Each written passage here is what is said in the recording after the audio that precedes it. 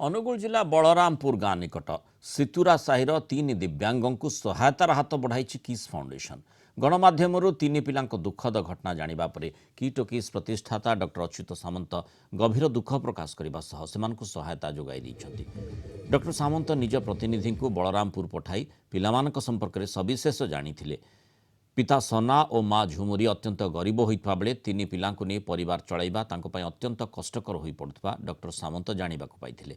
Doctor सामंत तुरंत सेमानकु 5,000 टंका आर्थिक सहायता प्रदान करथिले।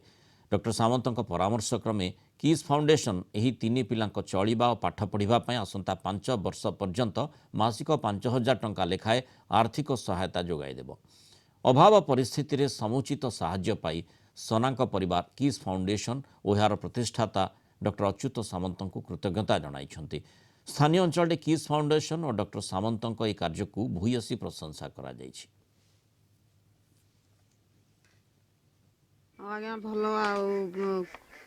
जो साहय सहयोग मिलूँ आज्ञा छुआ को 3टा छुआ को पाठ पढ़ेबी मन देगी आज्ञा पाठ पढ़ेबी आमती साहय दौती किट किसी प्रतिष्ठा पाटा अच्युत सामंत आमको साहय देती प्रति मास 5,000 नाखा देवे आज्ञा 5 वर्ष पर्यंत देवे मो पिला को पाठ पढ़ेबी मो तरफ आज्ञा अच्युत सामंत को धन्यवाद दौजी। गणमाध्यम सूचना पाई आमर किस फाउंडेशन रो ये प्रतिष्ठाता अच्युत सामंत से सहायतार हाथ बढ़ी कथा आम जाना पाइलु। यह अत्यंत आनंदर विषय एवं तांकु आमे कृतज्ञता जनइबू किस फाउंडेशन को एवं आगामी 5 वर्ष जाए मासकु 5,000 टंका लेखाए आर्थिक सहायता जोगई दिया बोली जना पड़ी।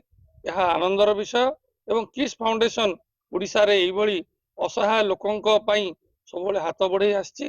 तेणु आमे निश्चित भाव में किस फाउंडेशन रो प्रतिष्ठाता अच्युत सामंत को धन्यवाद देबो। किट रो किस प्रतिष्ठाता श्रीयुक्त अच्युत सामंत 5,000 टंका आज पैठ करछन्ति एवं तांकु कि 5 वर्ष पर्यंत 5,000 टंका सहायता करी पाठ पढ़ा पाई सेथिपाई आम बलराम प्रसाद गाँ पांच तरफ सम्मानीय श्रीयुक्त अच्युत सामंत को अनेक अनेक धन्यवाद।